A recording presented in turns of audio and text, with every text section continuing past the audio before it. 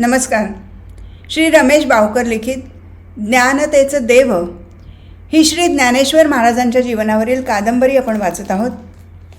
आज आपण 48व्या प्रकरणातला पुढचा भाग वाचायला घेतो आहोत. निवृत्तीनाथांनी लोकांच्या आग्रहाला मान दिला व ते उभे राहिले. विठ्ठल विठ्ठल जय हरी विठ्ठल. विठ्ठल नामाचे भजन चालू झाले. विठ्ठल नामाची एक माळ झाली. लोक थांबले. निवृत्तीने डोळे मिटले. मनोमन सद्गुरू गहिनीनाथांना नमस्कार केला व बोलायला सुरुवात केली. श्रोतेहो, गीतेमध्ये कर्मयोग, ज्ञानयोग व भक्तियोग याचे प्रतिपादन केलेले आहे. कर्ममार्गाचा प्रचार करण्याचे काही कारण नाही, कारण सर्व प्राणीमात्र हे मूलतः रजोगुणीच असल्याने कर्मप्रवृत्तीचेच असतात. सतत कर्मे करीत राहणे हा त्यांचा स्वभाव आहे. पण त्यातील कर्माचे कौशल्य जाणून घेणे व त्या योगाने कर्मयोग साधणे याचा मात्र अभ्यास करावा लागतो. आणि हा अभ्यास ज्याचा त्याने समजून उमजून करावा लागतो. त्याच्या जीवनाची जशी घडण असेल तसे त्याने आचरण कसे साधायचे हे ठरवायचे असते. त्यामुळे त्याचे विशिष्ट नियम करता येत नाहीत. म्हणून कर्मयोगाचा प्रसार असा करता येत नाही. ज्ञानयोगाचे आचरण करण्यासाठी मुळात तशी ज्ञानाची आवड पाहिजे, बुद्धीचे बळ पाहिजे, विजनवासाची आवड पाहिजे, इंद्रिय दमनाचे सामर्थ्य पाहिजे, चपल मनाला अटकाव करण्याचे धैर्य पाहिजे. तरच या ज्ञानमार्गाची वाटचाल झेपते. अन्यथा ही चढण अवघड होऊन बसते. प्रयत्न करणारे वारंवार घसरतात व नाद सोडून देतात व क्वचितच एखादा निष्ठेने प्रयत्न करीत राहतो व शेवटी यशस्वी होतो. त्यामुळे ज्ञानयोगाचा प्रचार करणे सोपे नाही व शक्यही नाही. तेव्हा राहिला भक्तिमार्ग. भक्तियोग हा संसारी लोकांसाठीचा मार्ग आहे. या मार्गाची उपासना अगदी सोपी आहे. श्रवणम कीर्तनम विष्णोस्मरणम पादसेवनम अर्चनम वंदनम दास्यम सेवाम आत्मनिवेदनम. संसारी संसारी वेळ जो सदा सर्वकाळ संसारातच जातो त्यांनी प्रथमतः वेळात वेळ काढून श्रवणापासून भक्ती सुरू करावी. ही गोष्ट हळूहळूच वाढत जाते किंवा वाढवावी. म्हणजे भक्तीच्या एक एक पायऱ्या चढल्या जातात. या ठिकाणी प्रचार करता येतो. लोकांना संसारात राहून परमेश्वराची भक्ती करता येते हे कळले म्हणजे, कारण संसाराचा पूर्णतया एकदम त्याग हा अशक्य असतो व तो जमणेही शक्य नसते. तेव्हा थोडी थोडी सुरुवात करण्याला कोणाची ना नसते. मग ते भक्तिमार्गाने जाण्याची तयारी दाखवतात आणि अशा प्रकारे हळूहळू संसारातील चित्त परमेश्वराकडे वळवता येते. म्हणून भक्तीचा प्रचार करता येतो व प्रसारही होऊ शकतो. अशांचे चित्त परमेश्वराच्या ठिकाणी आकृष्ट करण्यासाठी त्यांना पुराणातील दाखले दिले जातात. त्यामुळे त्यांचे चित्त भक्तीकडे ओढ घेऊ लागते. जसजसे मन परमेश्वराकडे भक्तिमार्गाने ओढ घेऊ लागेल तसतसे त्यांचे संसारातील चित्त कमी कमी होत जाईल. त्याचवेळी कर्माचे कौशल्य कळून कर्मयोगाचेही आचरण होईल व परमेश्वराविषयी निर्माण झालेली जिज्ञासा त्याला ज्ञानमार्गाची चढणही चढण्याला मदत करेल. आणि अशा प्रकारे सर्व काही साधून तो ज्ञानपूर्ण भक्तीच्या योग्यतेला जाऊन पोहोचेल व परमेश्वराची अपरोक्ष अनुभूती प्राप्त करून घेईल. निवृत्तीनाथांनी डोळे मिटून डोलायला सुरुवात केली व त्यांच्या मुखातून अभंगाच्या ओळी बाहेर पडू लागल्या. हरिविण चित्ती न धरी विपरीत तरताती पतित राम नामे विचारुनी पहा ग्रंथ हे आवघे जेथे जेथे सांगे रामनाम. व्यासाधिक भले रामनामा पाठी नित्यता वैकुंठी तया घर शुकाधिक मुनी विरक्त संसारी रामनाम निर्धारी उच्चारिले. चोरटा वाल्मिकी रामनामी रत तोही एक तरत रामनामी निवृत्ती साचार रामनामी दृढ अवघेच गुढ उगविले. लोकांनी निवृत्तीनाथाच्या अभंगाची वाहवा केली. वाह वाह वाह वाह, काय गोडी या शब्दांना, फारच सुरेख. पावसाची झड सुरू झाली की लोकांची धावपळ होई. आसरा शोधण्यासाठी गडबड उडे आणि त्यावेळी मुखी असलेल्या विठ्ठल नामाचा विसर पडे. अरे अरे पळा पळा, या झाडाखाली या, या छपराखाली या, अशा आरोळ्या उठत आणि लोक आसऱ्याला उभे राहत. पावसाची झड कमी होईपर्यंत आकाशाकडे पाहत राहत. पाऊस कमी होण्याची चिन्ह नसली तर काही जाड घोंगडी डोक्यावर घेऊन चालू लागत व पुन्हा टाळांच्या तालात विठ्ठल नामाचा गजर होई. काही लोक सोपानाशी बोलत होते. सोपानाचे विचार त्यांना ऐकायचे होते. ज्ञान हे वयावर अवलंबून नसते. सोपानाची उंची म्हणजे लोकांच्या छातीला टेकणार कसा बसा. पण कडक उपासनेचा दोर गुंडाळून त्याने सर्व सिद्धींना बांधून घातले होते व त्यांच्या माथी पाय देऊन त्याने ब्रह्माच्या द्वारातून प्रवेश केला होता. त्यामुळे अनुभूतीचे सामर्थ्य असलेला सोपान चर्चेला मागे पडत नव्हता. त्याचे विचारही परखड होते. लोक विचारत, सोपाना, मन अतिशय चपळ. हे गीतेमध्ये भगवंतांनीही मान्य केले आहे. मग त्या मनाला आवर कसा काय घालावा? सोपाना, जीवन चालायचेच झाले म्हणजे अन्न पाणी लागणारच, आणि जेवायचे झाले तर चांगलं चुंगलं तरी खावं असं वाटणारच. मग हा गुंता कसा काय सोडवायचा व यातून बाहेर तरी कसं पडायचं? या साऱ्याला उपाय तरी आहे काय व असेल तर कोणता? लोकांनी विठ्ठल नामाचा गजर सुरू केला. लोकांनी सोपानाला हाताने खूण केली व कीर्तन करावयास सांगितले. सोपानाने निवृत्तीनाथ व ज्ञानदेव यांच्याकडे पाहिले. दोघांनीही संमती दिली. सोपानाने विठ्ठल नामामध्ये स्वतःचा स्वर मिसळला व तोही नाचू लागला व सर्व शांत झाल्यावर बोलू लागला, विठ्ठल विठ्ठल विठ्ठल. जे मूल अवखळ असते ते सांगून समजून कधी ऐकत नाही, तर त्याला मधूनमधून 14वे रत्न दाखवावे लागते आणि श्रेयस काय याचे ज्ञान त्याला द्यावे लागते. तसेच मनाचेही आहे. भगवंताने जरी मन चपल असल्याचे कबूल केले असले तरी अभ्यासेन तू कौंतेय वैराग्येण च गृह्यते असे म्हटले आहे. आणि मनाला सततच समजावणे, नाहीतर धाकाने वळवणे व वळण लावणे हेच करावे लागते. असे झाले म्हणजे मग आपोआपच वासनांचा जोर कमी होतो. म्हणून मनाची शुद्धी ही अशा तऱ्हेच्या सतत अभ्यासाने करावी लागते. मनाच्या शुद्धतेतून ज्ञानाचा उगम आहे. ज्ञान हे सारासार, नित्य अनित्य, शाश्वत अशाश्वत, अविनाशी विनाशी याचा विचार करते व त्यातील सार, नित्य, शाश्वत, अविनाशी हे सर्व ठायी आहे याचे चिंतन करू लागते. ज्ञानाने विवेक व विवेकाने वैराग्य मूळ धरू लागते. झाडाची मुळे जशी जशी खोल जातात तसे झाड वाढते व झाड वाढते म्हणून मुळे खोल खोल जातात. अशा प्रकारे हे परस्परांना पोषक असतात. तसेच ज्ञान व वैराग्याचे आहे. वैराग्य हे ज्ञानाच्या वाढीला, तर ज्ञानाने वैराग्य दृढ होत जाते. म्हणून वैराग्य हे ज्ञानाच्या वाढीचे आरोग्यच आहे असे म्हटले तरी चालेल. तसेच वैराग्य हे सर्व उपासनेचेच आरोग्य आहे. सर्वांना सहज शक्य व सर्वात सोपी उपासना म्हणजे हरिनामाचा जप. सातत्याने जप हेच होय. पांडुरंग हरी वासुदेव हरी. सोपानाने हरिनामाचे भजन चालू केले आणि टाळमृदुंगाच्या तालात लोकांनी त्याला साथ दिली. आज आभाळाला जणू भगदाडच पडले होते. पावसाला खळ पडत नव्हती. पावले टाकीत राहिले नाही तर वेळेवर पोचता येणार नाही, म्हणून सगळे लोक आकाशगंगेला मस्तकी स्थान देऊन भजन करीत पावले टाकत होते. पावला पावलाने वाट कमी होत होती व पंढरी जवळजवळ येत होती. आणि पांडुरंगाच्या देवळाचा कळस दिसला तसे सर्वांनी एकच घोष केला व टाळमृदुंगाचा नाद उठवला, विठ्ठल विठ्ठल विठ्ठल, पांडुरंग हरी वासुदेव हरी विठ्ठल विठ्ठल. सर्व मंडळी चंद्रभागेच्या तीरी आली. सर्वांनी चंद्रभागेचे स्नान केले, पुंडलिकाचे दर्शन घेतले आणि विठ्ठलाच्या मंदिरात आले. सभामंडप लोकांनी भरला होता. आलेली ही मंडळीसुद्धा त्यांच्यात सामावून गेली. मध्यभागी एक व्यक्ती एकतारीवर भजन म्हणत होती. कोण होतं ते? नामदेव. विठ्ठल विठ्ठल विठ्ठल. एकतारीवर बोटे छेडीत नामदेव विठ्ठल नामात देहभान हरपून गेला होता. विठ्ठलाच्या पायी बसलेल्या नामदेवाची लागलेली तंद्री ज्ञानदेवादी भावंडांनी लांबूनच न्याहाळली होती.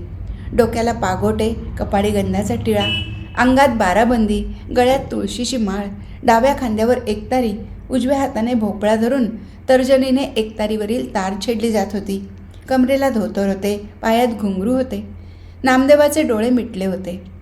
विठ्ठल नामाचे भजन रंगात आले होते आणि काय झाले कोणास ठाऊक. नामदेव उठला व नाचू लागला.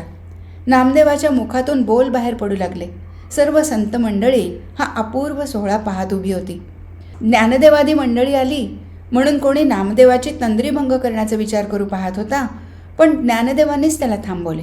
नामदेव बोलू लागला, अमृताहुनी गोड नाम तुझे देवा, मन माझे केशवा काबा ने घे. विठ्ठल नामाचा ध्यास लागल्यासारखा नामदेव विठ्ठलाचे नाम घेत होता. इतका वेळ डोळे मिटून चिंतन करूनसुद्धा, दररोज तास तास विठ्ठलाचे मुखदर्शन होऊनसुद्धा डोळे मिटल्यावर ते रूप नाहीसे का होते? ते रूप पुन्हा का दिसत नाही हे रहस्य नामदेवाला कळत नव्हते आणि त्यामुळे नामदेवाचे चित्त व्याकुळ झाले होते. काय करावे हे त्याला सुचत नव्हते आणि अनेक परींनी विनवून पंढरीनाथ त्याचे उत्तर देत नव्हता. तरीही नामदेव अनेक परींनी विनवून पांडुरंगाला तेच विचारत होता. सांग पंढरी राया काय करू यासी, का रूप ध्यानासी न ये तुझे. नामदेवाची दुसरी तक्रार अशी होती. नामदेव पांडुरंगाला विनवून विचारत आहे की देवा, तुझ्या ध्यानाला, चिंतनाला, मननाला बसावे, तो झोप कधी येते ते कळत नाही आणि जागे होऊन पाहावे तो बराच काळ गेलेला. झोपेमध्येही निरनिराळे विषय नाचत राहतात. या प्रपंचातून जो जो सुटावे म्हणून विचार करावा तो जास्त गुंतत चालल्याचा प्रकार होत आहे. तेव्हा पांडुरंगा, तूच यातून मला बाहेर काढ. कीर्तनी बैसता निद्रे नागविले, मन माझे गुंतले विषय सुखा. हरिदास गर्जती हरिनामाच्या कीर्ती, नये माझ्या चित्ती नामा म्हणे. नामदेव नाचून दमला. त्याने विठ्ठलाच्या पायी डोके ठेवले. नरहरी पुढे झाला. त्याने नामदेवाच्या पाठीवर हात ठेवला व हळूवार थोपटून हाक मारली, नामदेवा, अरे मागे कोण उभी आहे पाहिलेस का? नामदेवाने नरहरीकडे पाहिले. नरहरीने ज्ञानदेवादी भावंडांकडे बोट दाखवले. नामदेवाने ज्ञानदेवाकडे पाहिले आणि क्षणभर डोळे मिटून घेतले. नामदेवाने डोळे उघडले व ज्ञानदेवाच्या पायी पालथाच पडला. ज्ञानदेवाने झटकन पुढे होऊन नामदेवाला उठवले व गळाभेट घेतली. ज्ञानदेव म्हणाला, नामदेवा, अरे हे काय, सर्वापरी तू माझ्याहून थोर आहेस, तेव्हा तू हे असे चांगले केले नाहीस. ज्ञानदेवा, डोळे मिटले आणि मला पांडुरंगाचे स्वरूपच दिसले. जणू पांडुरंगच माझ्यासमोर सगुण रूप घेऊन उभा आहे असे वाटले. मग पायी डोके ठेवू नाही तर काय करू? नामा, अरे तू माझ्यापेक्षा वयाने मोठा आहेस हे तरी लक्षात घे. मुक्ता म्हणाली, नामदेवा, थोरांनी लहानांना नमस्कार करू नये, लहानांचे आयुष्य उणे होते असे म्हणतात. मंजूळ आवाजाच्या दिशेने नामदेवाने वळून पाहिले. मुक्ताच्या गोड हसऱ्या चेहऱ्यात नामदेवाला देवीचे रूप दिसले. नामा हसला व म्हणाला, नाही बरं बाई, नाही नमस्कार करणार. मुक्त झालं आणि सगळीच मंडळी हसली. पंढरपुरात जमलेल्या संतांची व ज्ञानदेवादी भावंडांची लौकिकदृष्ट्या ओळख झाली. सूर्याला काय सांगावे लागते की मी सूर्य आहे म्हणून, तसे ज्ञानदेवादी भावंडांना सर्वांनी ओळखले. तर ज्ञानदेवादी भावंडांनी अंतर्ज्ञानाने सर्वांची ओळख करून घेतली होतीच. एकादशीला नामदेवाचे पांडुरंगासमोर कीर्तन झाले. द्वादशीला गोरोबांनी सर्व संतांना उपास सोडण्यासाठी एकत्र येण्याचे आमंत्रण दिले. गोरोबांच्या घरी सर्व संतांचा मेळा जमला. उपास सुटला आणि गप्पा निघाल्या. ज्ञानदेवांनी प्रस्ताव मांडला आणि मग सगळ्यांनी स्वतःचे थोडक्यात जीवनचरित्र सांगितले. सर्वांनी एकमेकांची गळाभेट घेतली. आनंदी आनंद झाला. सर्वजण गप्पा मारीत बसली होती तर इकडे मुक्ता गोरोबाच्या गाडग्या मडक्याच्या उतरंडीतून फिरत होती आणि कौतुकाने पाहत होती. इतक्यात मुक्ताला तिथे एक लाकडाचे फळकट पडलेले दिसले. तिने ते उचलले व गोरोबांना दाखवत तिने विचारले, काका, हे फळकट फार छान असून गुळगुळीत तयार केलेले आहे, याचे काय काम असते तुम्हाला? गोरोबा मुक्ताच्या जवळ गेले. त्यांनी तिच्या हातातून ते घेतले व ते म्हणाले, मुक्ता, याला थापटणे म्हणतात. मडके भाजून पक्के झाले की नाही याची परीक्षा या थापटण्याने करतात. असे म्हणून त्यांनी कच्च्या व पक्क्या मडक्यावर थापटणे मारून दाखवले व आवाजातील फरक दाखवला. तो आवाज ऐकून मुक्ताला गंमत वाटली. तेव्हा गोरोबांनी मुक्ताच्या डोक्याला हात लावून सांगितले, मुक्ता, हे सुद्धा एक मडकेच आहे. हे सुद्धा कच्चे का पक्के हे या थापटण्याने तपासता येते. असे म्हणून गोरोबांनी मुक्ताच्या डोक्यावर हळूहळू थापटणे मारले. अरे वा, हे मडके तर चांगलेच पक्के आहे. त्यावर सर्व संत मंडळी हसली. मुक्ताला सुद्धा याची गंमत वाटून ती सर्वांच्या हसण्यात सामील झाली. नामदेवालाही अगदी खळखळून हसू आले. गोरोबाच्या हातातून ते थापटणे घेऊन मुक्ता म्हणाली, काका, मग आता मी पाहते की येथे जमलेली कोणती मडकी कच्ची व कोणती पक्की आहेत ती. पहा पहा, मुक्ता, सावकाश पहा. आणि मुक्ता थापटणे सरसावून निघाली. सगळ्याच मंडळींना मुक्ताचा तो आविर्भाव पाहून हसू आले, पण एकट्या नामदेवाचा चेहरा कावराबावरा झाला होता. मुक्ता म्हणाली, काका, अगदी तुमच्या सहित सर्वांची मडकी तपासू? गोरोबा म्हणाला, मुक्ता, आव्यात जरी सगळी मडकी टाकली असली तरी प्रत्येकाला पूर्ण आज लागली असेल असे नाही. त्यामुळे प्रत्येक मडके तपासून पाहावे लागते. त्याला नाईलाज आहे. तेव्हा तुला जर तपासून पाहायचे असेल तर प्रत्येक मडके तपासून पहा. गोरोबा स्वतःच्या जागेवर जाऊन बसले. मुक्ताने गोरोबांच्यापासून सुरुवात केली. डोक्यावर थापटणे मारले की सगळे हसत. ज्याच्या डोक्यावर मारले जाई तोही हसण्यात सहभागी होई. पण प्रत्येक खेपेला नामदेवाचा चेहरा मात्र कावराबावरा होई. तो विचार करू लागला की काय हा पोरकटपणा चालला आहे. वय झालेले हे भक्तिमार्गाचे मोठे अधिकारी आणि डोक्यावर थापटणे मारून घेऊन सर्वांसमोर अपमान करून घेतात म्हणजे छे छे. मला तर हे अजिबात चालायचे नाही. एक गोष्ट असेल की अजून त्यांचा तसा अधिकारच आला नसेल म्हणून ते सहन करतात. माझे तसे नाही. माझ्याशी तर प्रत्यक्ष पांडुरंग बोलतो, माझ्या कीर्तनी नाचतो, म्हणजे माझा अधिकार या सर्वांहून अधिक आहे, मोठा आहे. तेव्हा माझे मडके या सर्वांहून जास्त पक्के असणार म्हणजे काय आहेच. म्हणून ते तपासून पाहण्याची गरज नाही. आणि त्यातून मुक्तासारख्या चिमुरड्या शिवाय एका मुलीकडून तर अजिबात नाही. पण हे लोक तरी कसे सहन करतात कळत नाही. मला वाटले होते गोरोबा तरी विरोध करतील, पण त्यांनीही थापटण्याचा मार खाल्ला. सावतामाळी, नरहरी सोनार, परिसा भागवत हे सर्वच कसे गप्प बसले. आणि हे काय, मुक्ताने आता सोपानालाही थापटण्याने मारले आणि हा वेडा चक्क दात काढून हसतोय. आणि मुक्ताचा मोर्चा नामदेवाकडे वळला. नामदेव ताडकन उठून उभा राहिला व म्हणाला, मुक्ता बस बस झाला हा पोरकटपणा. ही गोष्ट मला आवडणार नाही, समजलं. नामदेवा, अरे असे काय करतोस. मडके कच्चे का पक्के हे थापटण्याने नको का बघायला, आणि ते मारल्याशिवाय कसे कळणार. असे म्हणून मुक्ताने नामदेवाचा हात बाजूला करून नामदेवाच्या डोक्यात 2 वेळा थापटणे मारले. तेव्हा नामदेव मुक्तावर ओरडला, मुक्ता, अगं वयाचा आणि अधिकाराचा तरी विचार करायचास, आणि मुलीने असे पुरुषाच्या अंगाला लागायचे असते का. आणि हा नामदेवाचा अवतार पाहून सर्व संत मंडळीत हशा पिकला. मुक्ताही त्या हसण्यात सामील झाली. हसू आवरत ती म्हणाली, अरे रे, मडके कच्चे दिसते, त्याला ज्ञानाची आज अजून द्यावयास पाहिजे, अजून नीट भाजायला पाहिजे. पण हे सर्व ऐकायला नामदेव तिथे कुठे थांबला होता.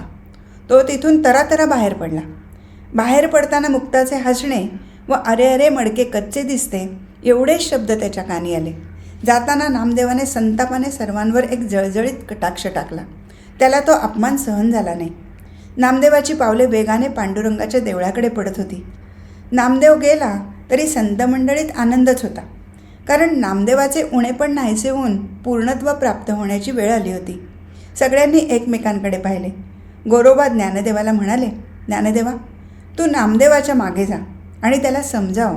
पांडुरंगाला तुझी गरज लागेल तेथे, तेव्हा तू जाच. ज्ञानदेव बाहेर पडले. त्यांनी पळतच नामदेवाला गाठले. नामदेवाच्या खांद्यावर हात ठेवून ज्ञानदेव म्हणाले, नामदेवा, अरे असे काय रागवायचे ते, इतर कोणीही रागवले नाही, मग तुलाच का राग आला. पण नामदेव उत्तर देण्याच्या मनस्थितीत नव्हता. त्याला फक्त पांडुरंगाकडे जावयाचे होते आणि गाऱ्हाणे करायचे होते की माझे मडके कच्चे कसे व ते मुक्ताने कसे काय ठरवले व इतरांनी ते ऐकून कसे घेतले. मुक्ताला माहीत नसेल, पण इतरांना तरी माझा अधिकार माहीत होता. ते सर्व गप्प कसे बसले. शेवटी नामदेव पांडुरंगासमोर येऊन उभा राहिला. ज्ञानदेव त्याच्या मागे होतेच. नामदेव म्हणाला, विठ्ठला देवा. आणि नामदेवाने पांडुरंगाच्या पायी मस्तक ठेवले. आसवांनी देवाच्या पायी अभिषेक केला. कळवळा येऊन पांडुरंगाने नामदेवाला उठवले व जवळ घेतले. नामदेवाचे अश्रू पांडुरंगाने त्याच्या उपरण्याने पुसले. नामदेव थोड्या वेळाने शांत झाला. पाठीवरून हात फिरवीत पांडुरंगाने विचारले, नामदेवा, अरे असे झाले काय तुला. हे काय ओक्साबोक्षी रडणे, अगदी लहान मुलासारखा वागतोस तू आज. देवा, तुम्हाला अज्ञात काय आहे. जे झाले ते तुम्हाला कळले नाही काय, आणि तुम्हीच मला विचारता. नामदेवा, अरे तुझ्या तोंडून ऐकले म्हणजे मला बरे वाटेल. काय झाले ते सविस्तर सांग बघू. देवा, तेथे माझा अपमान मी माझ्या तोंडून तुम्हाला पुन्हा सांगावा अशी तुमची इच्छा असेल व त्यात तुम्हाला जर आनंद वाटत असेल तर ऐका. असे म्हणून नामदेवाने घडलेला सर्व प्रकार पांडुरंगाला सांगितला. शेवटी नामदेव म्हणाला, देवा सांगा, जेथे तुम्ही माझ्याशी प्रत्यक्ष बोलता आहात, कीर्तने तुम्ही माझेबरोबर नाचता, आणि तरीही माझे मडके कच्चे म्हणते, आणि ते सुद्धा मुक्तासारखी एक मुलगी. नामदेवा, माझ्यावर तुझा विश्वास आहे. होय देवा, मी बोलेन ते खरंच बोलेन अशी तुझी खात्री आहे. होय देवा, अगदी पूर्ण खात्री आहे. हे सर्व तुझ्या कल्याणाचेच असेल ना? होय देवा. मग मुक्ता बोलली, ते खरे आहे. नामदेवाने विस्मयाने पांडुरंगाकडे पाहिले. तो झटकन थोडा दूर झाला. काय देवा, तुम्हालाही असे वाटते? नामदेवा, अरे तुझ्या भोळ्या भावाने तू मला वश केलेस. माझ्या लाडाचा म्हणून मी तुला दूर कुठे जाऊ दिले नाही. पण त्यामुळे काय झाले माहिती आहे? मूल लाडके असले तरी आईने त्याला वेळेवर शिक्षणासाठी पाठवणे हे मुलाच्या हिताचे असते, ते मी केले नाही. नामदेवा, मुक्ताचे सुरुवातीचे वाक्य तू ऐकलेस, पण नंतरचे वाक्य तू ऐकले नाहीस. देवा, मुक्ता काय म्हणाली नंतर? मुक्ता म्हणाली, या मडक्याला ज्ञानाग्नीने अजून नीट भाजले पाहिजे. देवा, ज्ञानाग्नीने अजून नीट भाजला पाहिजे म्हणजे काय अर्थ होतो त्याचा? काय मला ज्ञान नाही असे म्हणायचे की काय तिला? नामदेवा, शांत हो, ऐक. जोपर्यंत गुरु नाही तोपर्यंत ज्ञान नाही. तेव्हा तुला गुरु करून घेतला पाहिजे. मग देवा, तुम्हीच व्हा की माझे गुरु. तुम्ही काय मला ज्ञान देऊ शकत नाही? तुम्ही तर ज्ञानाचे सागर आहात. नामा, अरे असे देवाला गुरु होता येत नाही. तुझा गुरु ठरलेला आहे, त्याच्याकडेच तुला जायला पाहिजे. देवा, आपण तर प्रत्यक्ष माझ्याशी बोलता आहात. आणखी काय ज्ञान व्हायचे बाकी राहिले आहे? पांडुरंगापासून दूर जावे लागते की काय? या विचाराने नामदेवाचे मन कळवळून आले. त्याला तो विचारच असह्य झाला. नामदेवा, ते तुला ज्ञानदेव समजावून सांगेल व तुलाच तो तुझा गुरु कोण तेही सांगेल. त्याप्रमाणे तू वाघ, एवढेच मला सांगायचे. नामदेवाचा नाईलाज झाला. त्याने पांडुरंगाच्या पायी मस्तक ठेवले. तो उठला. त्याने ज्ञानदेवाकडे पाहिले. ज्ञानदेव मंद स्मित करीत नामदेवाकडे पाहत होते. नामदेवाला प्रत्यक्ष पांडुरंगाचा भास ज्ञानदेवाच्या ठिकाणी झाला. नामदेव पुढे झाला व वाकू लागला. ज्ञानदेवाने झटकन पुढे होऊन नामदेवाला उचलले व गळामिठी मारली. मग ज्ञानदेवाने सर्व समजावून सांगितले. ज्ञानाची व्याप्ती लक्षात येताच नामदेवाला त्याची चूक लक्षात आली.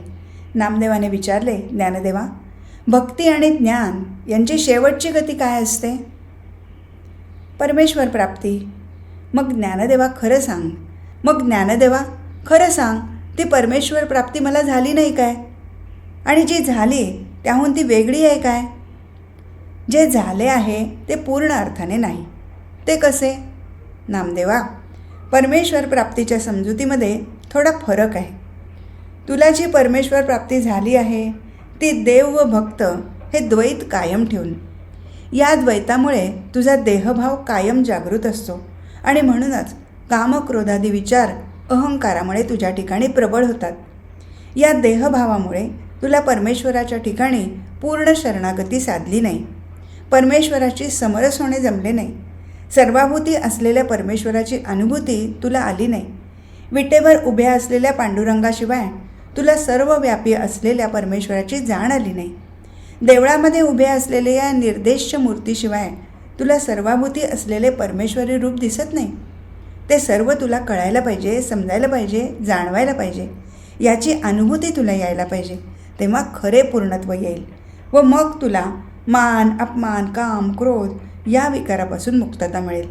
असे झाले म्हणजे तुला ध्यानामध्ये पांडुरंगाचीच मूर्ती दिसू लागेल.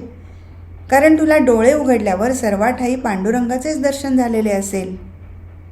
ज्ञानदेवा, आता तूच माझा गुरु हो. तूच माझा स्वीकार कर. आता माझा जीव गुरुदर्शनासाठी तळमळू लागला आहे. नामदेवा, तुझा गुरु मी नाही. तुझा गुरु औंढ्या नागनाथी आहे. विसोबा खेचर त्याचे नाव. तो तुला उपदेश करील. नामदेवाने पांडुरंगाला नमस्कार केला व औंढ्या नागनाथाचा रस्ता धरला. नामदेव चौकशी करीत औंढ्या नागनाथाच्या देवळात आला. तिथे त्याने पाहिले एक वृद्ध आपले पाय शिवलिंगावर ठेवून झोपले आहेत. नामदेवाला तो प्रकार पाहून वाईट वाटले. तो त्या वृद्धाला म्हणाला, महाराज, आपण शिवलिंगावर आपले पाय ठेवून झोपला आहात, तेव्हा आपण ते पाय खाली ठेवून झोपावे. बाबा, मला ताकद नाही पाय उचलायची सुद्धा. तूच जरा माझा पाय उचलून जेथे शिवलिंग नसेल तिथे ठेवतोस काय? नामदेवाने वृद्धाचे पाय उचलले व खाली ठेवले. पण पाय ठेवले तिथे खाली शिवलिंग दिसले. नामदेवाने पाय दुसऱ्या ठिकाणी ठेवले तर तिथेही पायाखाली शिवलिंग उत्पन्न झालेले नामदेवाने पाहिले. नामदेवाने पायाची जागा पुन्हा बदलली व पाहिले तर तेथेही शिवलिंग आहेच. असे नामदेवाने खूप ठिकाणी पाय ठेवण्याचा प्रयत्न केला, पण सर्व ठिकाणी शिवलिंग उत्पन्न झालेले दिसले आणि नामदेवाला ज्ञानदेवाच्या शब्दाची आठवण झाली. नामदेवाने वृद्धाचे पाय धरले. गुरुदेव, मी आपणास शरण आलो आहे. आपण मजवर कृपा करावी. विसोबा खेचराने नामदेवाला उपदेश केला व पूर्णत्वाला नेले. इकडे नामदेवाला औंढ्या नागनाथी पाठवून ज्ञानदेव अलंकापुरीला परतले. प्रकरण 49. ब्राह्ममुहूर्त झाला. थंडगार सुखद्वारे वाहत होते. ज्ञानदेवांनी गोपाळकृष्णापुढील नंदादीपाच्या ज्योतीची काजळी काढली तेव्हा दिवा तेजस्वीपणे प्रकाशू लागला. ज्योत लहान होती, आडोशाला होती, त्यामुळे अचल होती. जणू माणिकाचा खडाच प्रकाशत आहे की काय असे वाटत होते. मुक्ता सोपाना अजूनही सुषुप्तीतील निर्विषयक सुखाचा आनंद घेत होती. निवृत्तीनाथांना तर समाधीचा अखंड अनुभव होत होता. ज्ञानदेवाने सद्गुरू निवृत्तीनाथाच्या पदकमलांना स्पर्श केला. ज्ञानदेवाच्या चेहऱ्यावर परिपूर्णतेचा आनंद विलासत होता. ज्या उद्देशाने हा अवतार घेतला ते कार्य पूर्ण झाले होते. तेव्हा आता पुढे काय आहे असा विचार करून ज्ञानदेव ध्यानस्थ बसले. स्वर्गामधील भगवान विष्णूच्या दरबारात आज कसली तरी गडबड दिसत होती. सुवर्णाची अनेक सिंहासने मांडली होती. अनेक प्रकारच्या सुगंधी फुलांच्या माळांनी, कमलांनी, कमानी सजवल्या होत्या. अत्तरांचे फवारे मंद सुगंधाची बरसात करत होते. दरबार भरला. कोण आले होते दरबारात? पृथ्वी तलावरील तीर्थेच फक्त तिथे आज जमली होती. त्यांच्या आग्रहावरूनच या दरबाराची योजना झाली होती. सर्व तीर्थे स्थानापन्न झाली. भगवान विष्णूंनी दरबारात प्रवेश केला. त्यांनी आसन ग्रहण केले. अहो, या मुख्य आसनावरील मूर्ती शंख, चक्र, गदा, पद्मधारी भगवान विष्णूची मूर्ती दिसत नाही. मग कोण होते ते? ते तर श्री ज्ञानदेव होते. भगवान विष्णूच श्री ज्ञानदेवाचे रूप धारण करून तेथे आले होते, कारण आजचा दरबार त्यांच्यासाठीच होता. सर्व तीर्थांनी उभे राहून जय जयकार केला. भगवान श्री विष्णूचा जय जयकार असो, श्री ज्ञानदेवाचा जय जयकार असो, जय जयकार असो, जय जयकार असो. सर्व तीर्थांच्या वतीने गोदावरी बोलण्यास उभी राहिली. भगवान श्री ज्ञानदेवाचा जय जयकार असो. भगवान श्री गीता ही संस्कृतात असल्याने एका विशिष्ट वर्गाला ती अभ्यासता येत होती. त्या संस्कृत तज्ज्ञ लोकांनी स्वतःचा स्वार्थ साधण्यासाठी श्री गीतेचे वेगवेगळे अर्थ रूढ करण्याचा प्रयत्न केला व त्यामुळे सामान्यजन संभ्रमात पडले. शिवाय श्री गीतेमध्ये सांगितलेला उपासना मार्ग समजून घेऊन आत्मविकास साधण्याचे मार्ग सामान्य जनतेला या संस्कृत भाषेमुळे बंद झाले होते व शिवाय अनेक संप्रदायी उपासना पद्धतीमुळे सामान्यजन गोंधळून गेले होते. ही अडचण लक्षात घेऊन आपण हा अवतार घेतलात. श्री गीतेवर ओवीबद्ध टीका करून सर्वसामान्य जनांना श्री गीतेचा अर्थ समजावून सांगितला व त्यांना आत्मविकासाचा मार्ग मोकळा करून दिला. सिद्धीच्या जोरावर मृत्यूला डावलून जगतचक्राला बाधा आणणाऱ्यांना सुद्धा आपण योग्य दिशा दाखवून त्यांचा उद्धार केलात व जगतचक्राला गती दिलीत. म्हणून आपल्या मनात अवतार कार्य संपवण्याचा संकल्प होऊ पाहत आहे. पण भगवन, आम्हा सर्व तीर्थांची आपणाला अशी विनंती आहे की आपणा सर्वांनी हा योग कधीच आणला नाही की एकाच वेळी आपण सर्वांनी, आपण, ब्रह्मदेव, महादेव व आदिमाया यांनी अवतार घेतला आहे. तेव्हा तीर्थयात्रा करून आपल्या चरणस्पर्शाने आम्हाला पावन करावे. शिवाय आमचा महिमाही वाढेल. आपण इंद्रायणीला पावन केलेत, तशी आम्हा सर्वांवर कृपा करावी हेच आमचे मागणे आहे. श्री ज्ञानदेवांनी सर्वांकडे स्मितवदनाने पाहिले व म्हणाले, तथास्तु. तुम्हा सर्वांच्या कामना पूर्ण होतील. एक तेजोवलय झोपडीच्या गवाक्षातून आत आले व ते श्री ज्ञानदेवाच्या हृदयी विरून गेले. दुपारची वेळ होती. वैश्वानराला आहुती टाकून त्याची शांती करण्यात आली होती. सर्वजण एकत्र बसले होते. कसली तरी धर्मचर्चा करणे हा दुपारच्या वेळचा कार्यक्रम असे.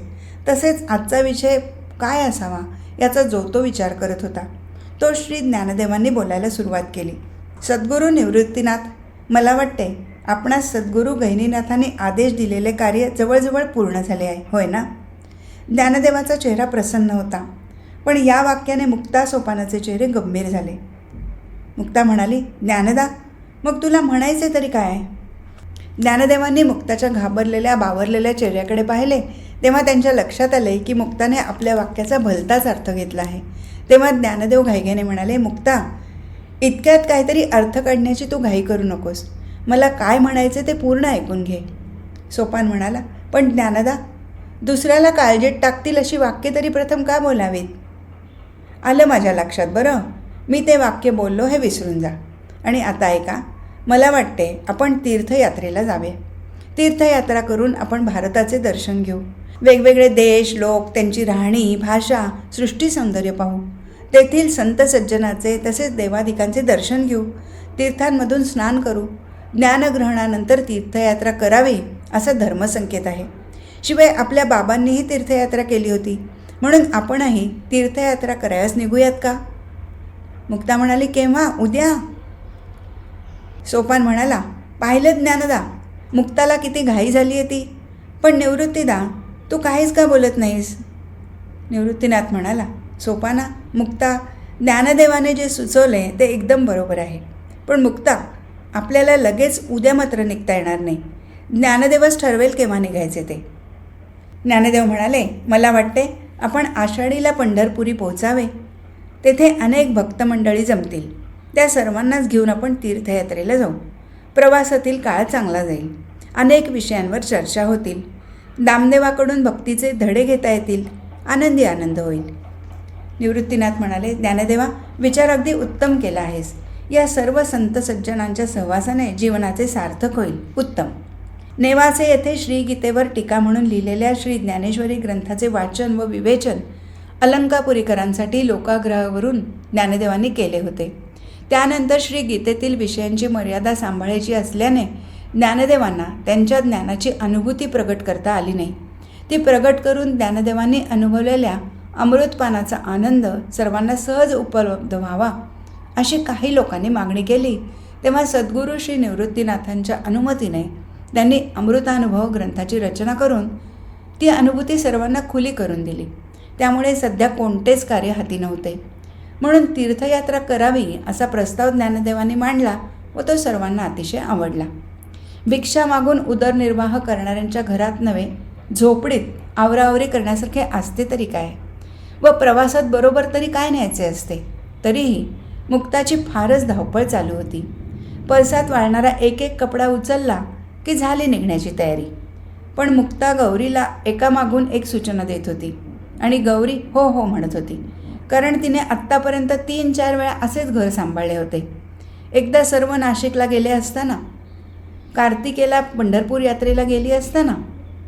त्यामुळे गौरीला सर्व माहीत होते. सकाळी येणे, अंगड झोपडी झाडणे, परत झाडणे, शेणाने सर्व सारवून घेणे, झाडांना पाणी घालणे, आंघोळ करून देवाऱ्यातील गोपाळकृष्णाची सुकलेली फुले काढून टाकणे व नवीन वाहणे, दार लोटून दगड लावून जाणे, ते दुसऱ्या दिवशी पुन्हा येणे, हाच दिनक्रम असे.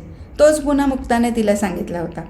गावातील लोक संध्याकाळी श्री गीतेवरील टीका ग्रंथातील शंका विचारण्यात जमत असत व त्यावर ज्ञानदेव खुलासा करीत असत. अशाच एका दिवशी पंढरपूर वारीस जाण्याचा व तेथून पुढे तीर्थयात्रेला निघण्याचा विचार पक्का झाला होता. आज इथेच थांबू. हरिओम तत्सत.